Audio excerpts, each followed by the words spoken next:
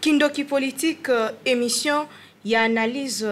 d'actualité. Mbote biskana sozolanda biso partout dans le monde, na Kinshasa, tope bipa inyo sobozwami na mokili mobimba. Elongo na kaimbe nyozo ezali bongo chaîne d'actualité, chaîne ya actualité mingi na lingala a topesaka ba information en continu kasi nyonso esalemaka na lingala. Lelo tozali na ba actualité belé na cadre ya émission na biso Kindoki Politique. Nouveau Premier ministre Ayebani ezali bongo monsieur Jean-Michel Sama Lukonde o azali bongo originaire ya Okatanga ayebana ki uta lobby tokozo ba détail kaka na kati émission oyo kasi tokolobela lisusu o etali procès en appel ya mwana mboka Vital Kamerhe o azalaki pe na état de santé ya malamu te. Actualité ezali lisusu rentrée scolaire pe académique après 2 mois de suspension à l'activité scolaire et académique en République démocratique du Congo, c'est le 22 février au débat na bakozong la classe. Mais couvre-feu, ezali na nous pour na kolobela ba sujet nyonso wana to yambeli bino mokola lelo monsieur Bonnard Konga azali bongo premier vice-président ya Luc de Gênes ya parti politique en vol. Parti cher ya mwana mboka Delis Esanga tozana ana plateau na ngai na pesi mbote mingi mwana mboka mbote mingi mopandi sango boni santé santé ya malamu haipa na yo ngai pe naza malamu po toza déjà na gouvernement ya Union Sacrée population congolaise pe zozela makambo kitoko po na mboka na biso lobby eleki na nzela ya ordonnance ezaki signé na chef de l'État Yemoko ndeba nomaki mwana mboka Jean-Michel Lokondo Kenge Sama oyo azali bongo jeune azana 43 ans d'âge azana parcours à kitoko yo ozwaki message yango lolenge nini yaki sango malamu mais yambo ete na banda na ba kopesa matondo na ndenge ba invité kati na esika oyo. Et puis, bon, en fait, nalingi pe lisu na loba que nayoki au présenté en couleur politique, premier vice-président de la Ligue de Jeunes. Mais il faut qu'on a précisé que je sais pas, au fait, parti est mandaté na loba na kombo na ye. Mais en tant que patriote, en tant que congolais, et surtout dans un cadre na parti monnaie de couleur en vol, où il kambami na et pas moi na mboka Delis Esanga, nous avons le droit de mettre opinion na bapoué où ils ont faire objet d'actualité. Alors, kozong na mutuna na yo, oebi bien que tu outil ko traverser moment mo ko ezaki difficile makasi na gouvernement o outil ko leka o ya ilukamba o ezokendo ils a des missionnaires ne ba poto to l'équipe ba moment mo ko très difficile. Sango il y a nomination il y a Jean-Michel Sama Isama là momingi parce que oyebi que peut-être une fois dans l'histoire il y a au moins très jeune pareil une fois comme tel parce que Lumumba bazalaka déjà très jeune Nengazali tous ces pays mingi ils appellent une manière à considérer la jeunesse congolaise parce que bapisi bango ndembo donc tout à la misala ba jeune. Mais le côté senga na gouvernement où ils ont tout senga vraiment belé ou ya mutuya parce que o eutolika et décevoir biso makas to koma wana to kolobelango bino ba ya parti en vol obo adira kina Union Sacrée à gouvernement na salamité qu'est-ce que bozo zelana o Italie gouvernement ezali koya oyebi gouvernement o eutolika d'abord na lingina rappeler que biso ba en vol tozalaki parmi bato balobaki bakena na redénoncer ko fustiger gouvernement ya Ilukamba parce qu'ils aki munene makasi pambate gouvernement munene et bon mingi musolo topé o baloba poto ba recette o ebongi kusama mususu topé ko tala ba question ya peuple basalaki yangote pourquoi parce que composition ya gouvernement et les cas qui éléphante et puis les cas qui vraiment gigantesque alors le gouvernement oyo ezoya tozo s'attendre d'abord premièrement to boy gouvernement qui golia mosolo mingi ne ba poto un gouvernement budgétif tozoboyango surtout ça na union sacrée parce que tozoko soutenir peut-être ko aussi pour oser la paix poste likambo ya poste ça likambo ya mérite likambo ya poste ça likambo ya mérite parce que surtout que tozoze la gouvernement esengeli bato vraiment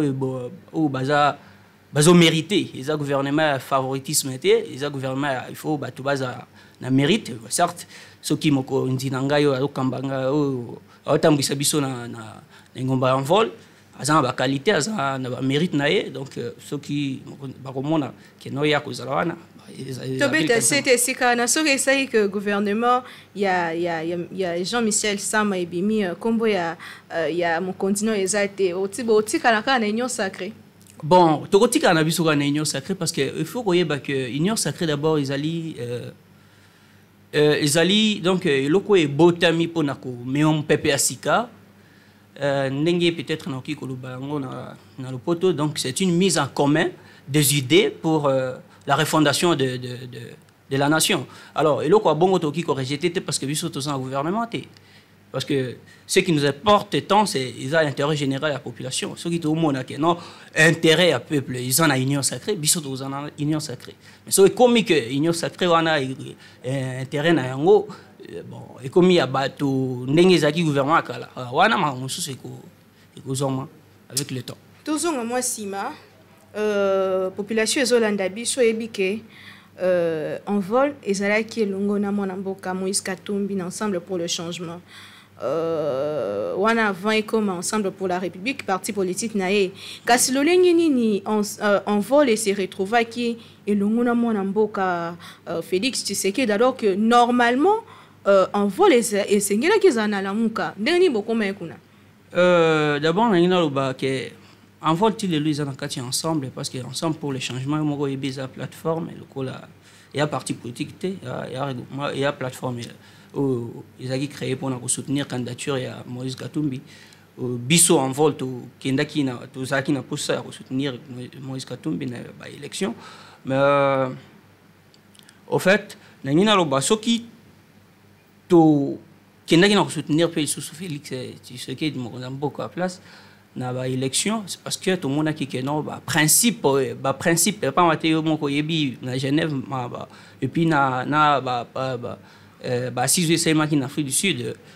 ils ont un principe un certain nombre de critères qui établit que moto biso pour na lokola candidat comme de l'opposition à remplir un certain nombre de critères et biso tout le monde qui non principe qui violé on a biso to ndima qui to soutenir moto à bonga qui na remplir principe de Félix Tshisekedi yangwana. Ok, pour Olobi Bongo, tous on a un accord FCCH, gouvernement Inukamba. Ce qui le lot de Kolobali Kambuya, gouvernement, il y a Jean-Michel Sama, ou Ezolingo Bimakaminte, car s'il faut tous on a une histoire, gouvernement Inukamba, ce qui est tolo la faille na yango. Pendant 2 ans au Tcholeka, Bino Baye en vol beaucoup de Kolobani. Oyebi, pas maintenant au Baki ni bandeli que. Ah, parti à mandater na loba na kombo en volté ce qui naza awa parce que la patriote et puis naza droit ya ko mettre point de vue nangai na makambo itali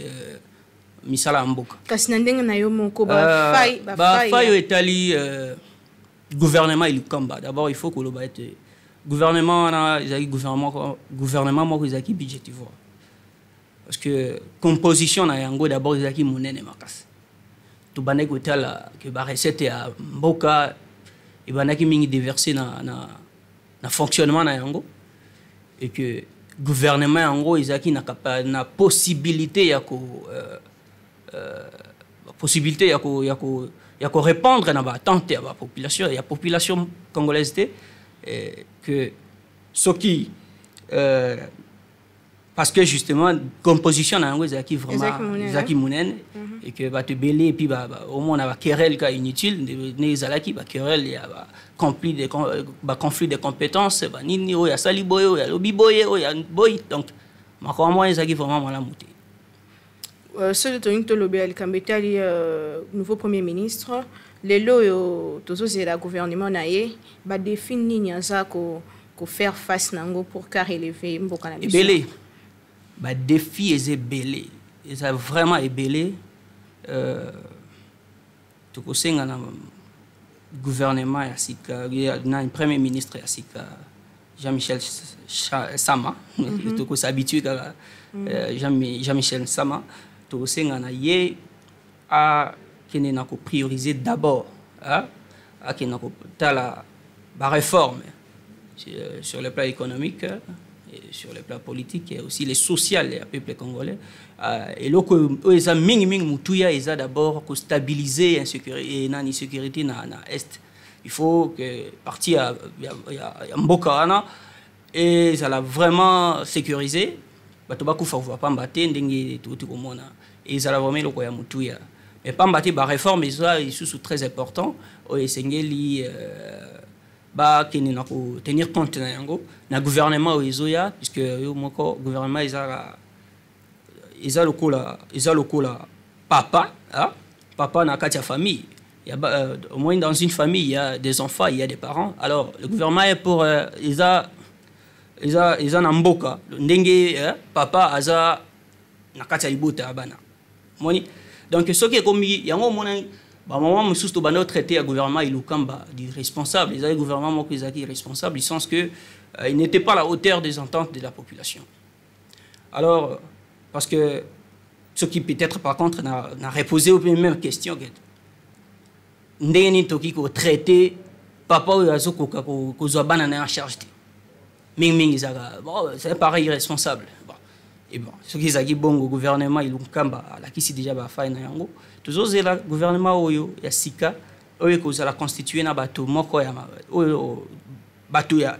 na kolo ba irréprochable. Donc ba vraiment ba sainteté mais ba o baza ba irréprochable vraiment. C'est une bataille ya gouvernement ya Michel Sama. Parce que le gouvernement ils ont qui traité un gouvernement éléphant test ils ont qui et makasi et puis bandé koliambon et ce qui les lots tout s'est remonté gouvernement il y a Michel Sama il faut ils a sinon yo mwanamboka Bonar il faut ils en a combien de ministres gouvernement Michel Sama il faut ils a ce qui est belé plutôt ce qui est belé 35 membres, parce que tu peux supposer qu'un gouvernement de 35, il y aura quand même équilibre budgétaire. Il y aura vraiment de l'équilibre. Ça va nous permettre de faire un équilibre entre l'équipe gouvernementale et les ententes de la population. Ah, moi, l'amboka, tozolo mingi lingala bisonyo, c'est dans lingala, moi lingala. Et ça va bien. Ok, il y a Tozali Longona, Monamboka Bonar Konga, premier vice-président. Il y a Luc Degène, il y a parti politique en vol. Na Longona et Tozolo Bela, ou Italie actualité en Bokanabiso, na émission Nabiso. Kindoki politique, toujours continuer pour tout dans la deuxième sujet. Kasi to rejoindre nos éléments où il y a population et réagissait qui par rapport à venir à Premier ministre Jean-Michel Sama Kende na tozongi na ngamba régie pour toujours éléments. Comment la sommet exécutif un jeune comme lui tout sera de bonne chance parce que la maîtrise de la parcours a été une bonne chance là vraiment la service il y a peuple. C'est que Nathalie ministre premier ministre va nommer bon na rôle bateke na CPLI mais ko sepela nga eza muke parce que ce ko tali agenda na ye azana mama mabete par rapport à ko s'attendre nango bachela biso mutu moko azana passé moko ya mabete donc on a passé moko mabete. Alors, nous avons souhaité la bonne chance parce que nous avons posé à bateau, nous avons posé à bateau, nous avons posé à bateau, au moins passé, au moins un peu bien. Pour la réaction, donc je suis un peu content. Mais nous avons la paix à travailler, total, à peut juger par rapport au travail. Pour nous, c'est plus mingi. Pour nous assurer que le collègue a nommé tellement que vision ya chef de l'État et le baye moko et sengeli motoyo à cause de la pembeni naie azala ou azavma na vision naie c'est que le col andimi et yé c'est que makambo tambola kitoko ponanga à côté de la vision un chef de l'État, Ndeli Kambuya Malonga et Yango wana pourvu que le peuple congolais a se retrouvé. Toujours social na biso la kitoko, gratuité kitoko, makambo tous toujours peuplé. Ndé Yango wana pondé souci à chef de l'État. Donc on s'appelle Mututu à côté na donc net yé premier ministre. À côté de la vision un chef de l'État, batambule longo pour difficulté na pasi et leki et kuiko sila na Yango. Le lingue wana ndé pour souci na ngezali. Comme tout peuple congolais, on s'attendait vraiment à la nomination à Premier ministre. Bien qu'à répondre peut-être à la battante, il y a des combos tout dans le mais on a pouvoir discrétionnaire, il y a chef de l'État, Aponi, M. Lukonde, par rapport à la réseau et Mourayebi. On ne peut que lui souhaiter bonne chance. Donc, par rapport à la battante, nous avons lobby sur Rose et Lani, pour un chef à gouvernement. Tout est bien pour la sur RDC. Ils ont un défi belé, il faut relever. Alors on pense que le rôle à bâtir, c'est quelqu'un qui va répondre à l'aspiration, tout encore à la désidérata au peuple congolais. Certes, ça a été sauté, mais n'attend Oyo. Bapessier a retouché d'abord la priorité sociale du peuple congolais, sécurité à l'est du pays, intégrité nationale. Il y a des informations, des piliers, des points forts au Congolais, donc à retoucher par-ci par-là, mais essentiel. Et ça d'abord social au peuple congolais, sécurité au peuple congolais. Et nous pensons que ceux qui ont vraiment assis, et le reste va suivre sans problème. Des retours sur ces plateaux, il y a Kindoki politique, émission Nabino, il y a analyse, il y a actualité, automisana Kolanda partout dans le monde, Bozo Landabiso, actualité politique, il y a RDC, ils ont intéressé, Bino, en tout cas, Benga, Bopé, sa suggestion, Nabino, le numéro Ezali, juste affiché na baya écran na bino kasi bobo sanate ko s'abonner na KMB News ou ezali bongo chaîne d'actualité en continu kasi na lingala tozali elongo na Mwanamboka Bonard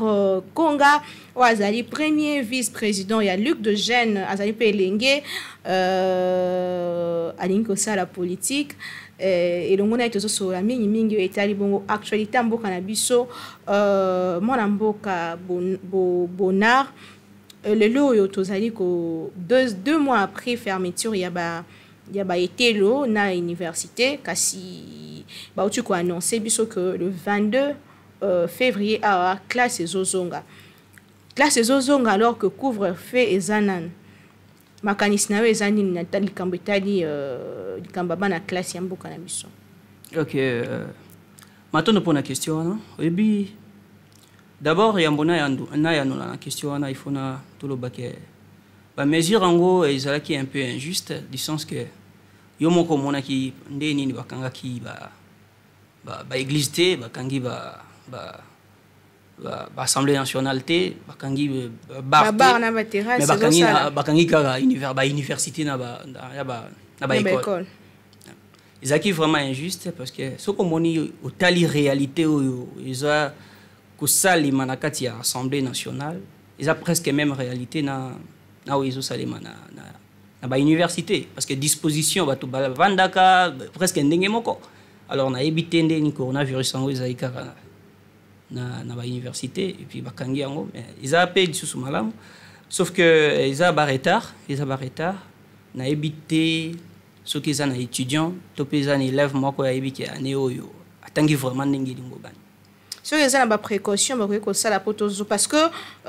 vérité est que coronavirus c'est ici là le loté on est vérité il faut to apprendre ko vivre na yango ceux qui ont loko faut ko sala pona ko zonga na même mesure te que bana bakata classe parce qu'année passée bana bakata classe année oyo mais bana ngoma eu diplôme curieusement na habité na matière nini alors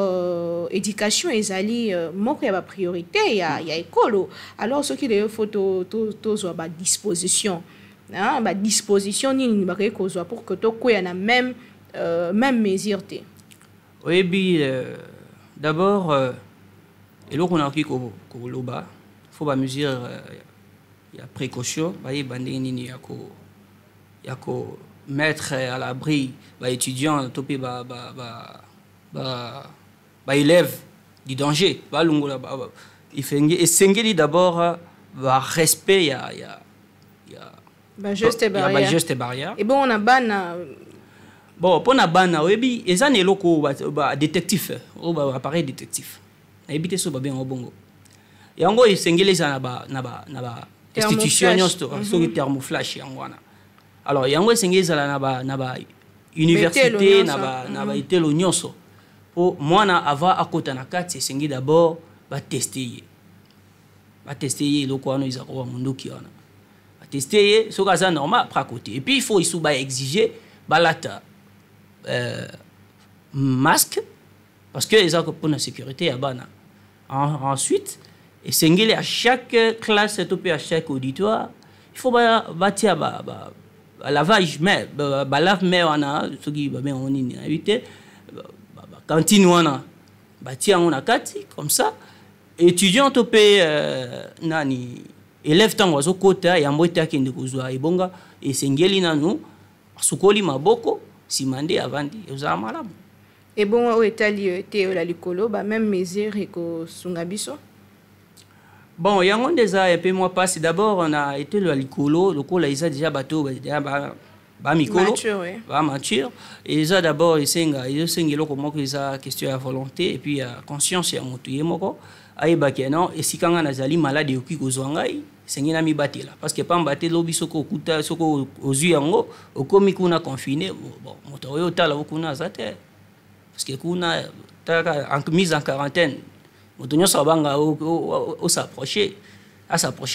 na yo parce que azo risquer azo maladie voilà et ça pe loko on za ko senga na ba étudiant que tango biso tozozonga tango tozozonga na ba université sengeli biso nyonso bato nyonso baza na volonté wana ya ko se prendre à charge ya ko respecter ba mesures barrières. Merci beaucoup monsieur Bonnard Konga kasi ngai pe na kosenga na bandeko ko yebisa population congolaise nyonso ki maladie ezali ko beta tembete pour ceux qui okufi bon yo tunote obelaki te wana déjà ozala okufi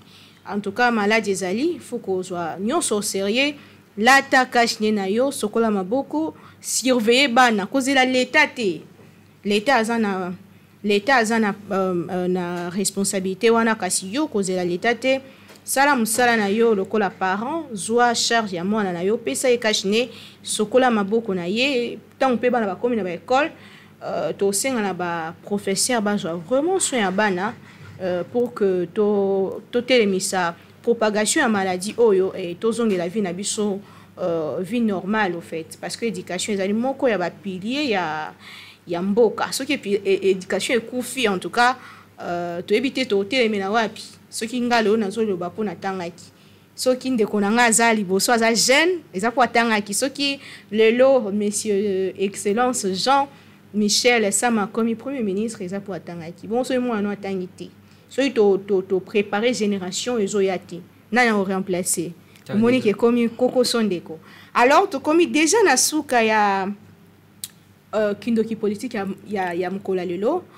toko senga na invité na biso apesa moi conseil moko na population congolaise topé message moko ayaki nango eza clé na population ezaka population ya Kinshasa te eza population ya monde entier parce que ba diaspora balandaka biso baza abonné na chaîne na biso alors message moko na Lingala et ça la bien pour na ba congolais nyonso baza éparpillé na monde message moko na voki ko lancer na ba congolais nyonso ezala ke tuza bomoko tuza d'abord non bomoko division esprit ya division za kat na biso te parce que na monaki tango ba autonomie nani premier ministre va te belé va s'agiter azui moto moko ya bazala ki déjà na ngambo donc sur ce plan là il faut biso nyonso tozala nanu bomoko to yeba ndenge nini accorder ba chance na ba autoriser na biso na ba autorité na biso bako bakini na kokamba po na bolango na biso nde message na kopesa sinon na ba autorité na biso esengeli bayeba ke population bazozela ya minene et puis ya malamu na musala bango bakusala population bazozela lobi tango yoko leo soko zui poste wana le bilobi tango kolongwa population wana bako juger sur base ya oyo salaki na pouvoir. Émission esili kasi nazana mutuna moko ya curiosité. Soki eza na kombo ya mutu moko ya ministre moko faut ba reconduire na gouvernement sama eza nani? Oh, asalaki bien parmi ba ministre ya gouvernement Inukamba. Parmi ba ministre ya gouvernement Inukamba. Oh, atika ki openza. Oh, asali mosala kitoko. Potoko ekoloba te quand même ke bango nyonso bazalaki mabe. Atako bazalaki bango nyonso na cash ezalaki cash FCC. Bazalaki bango nyonso ya kinga kati te quand même. En tout cas pour ngai bon. Bango nyonso faut bakoya. Pour ngai na mona pour loko eloko mpepe ya sika. Esengeli nano kotika chance na bao ba ya. Chance ya batu bazoya kasi lobi eleki déjà otaki o epenge yango batu ba maki to moni ba photo etamboli na réseaux sociaux monsieur Sam Jean Michel Sama azalaki longo na président honoraire Joseph Kabila azalaki déjà président azalaki déjà ministre à sport na tango ya gouvernement Matata yango eza moko alikambute parce que oyebiti na nini akina na démissionner parce qu'il faut bino bolobara azalaki mais bosuko ateka démissionnaki oyebiti na nini na démissionnaki c'est parce que ba valeur il fallait qu'il défendre ba valeur constitutionnelle. Il a les cambo a démissionné là qui bon ouais mais évidemment alors ils a malamu wazonga parce que tokipe sukolo ba ke na équipe au moins une équipe ils a toujours na mauvaise équipe moko mabe ils a toujours na bato baza malamu na kati donc dans une équipe à football, dans une mauvaise équipe football, il y a des meilleurs, il y a toujours, il ne manque toujours pas Moko Oyazao Beta Malam. Mais il s'est fait que Aza meilleur joueur m'a s'est retrouvé dans la mauvaise équipe et que monsieur fautif. Parce qu'on a 5 combo, tu veux qu'on repêcher. Pour Nangaï vraiment en tout cas on a droit de réserve et ça dit que non. C'est la honorable de c'est ça nga nommé ministre et Michel Sili merci Nabino Bolanda Kibiso. Partout dans le monde, Kindoki politique, émission Nabino, il y a analyse d'actualité, le Ngonanga Moko, Naomi Pila, merci l'équipe technique, Ezala Kinabiso, merci na papa Timothée Azo Montele Biso, élément Moko na lelo na bande konanga ba cameraman Obazala Kinabiso, merci na équipe Mobimba ya KMB News, chaîne d'information en Ingala. Kasi ça en continu ezala na nunte bo s'abonner yebisepe moninga botika la simate alors partout dans le monde na mona ke bolanda ki biso tang boko komela biso boko pesa biso ba critique na bino pe ba suggestion na bino concernant émission Kindoki politique moi mboka Bonar Konga totondi obotonzi atondi mingi mama. Merci tokutani na émission mosusu na numéro mosusu na invité à Sika na lingi bino mingi botika mala.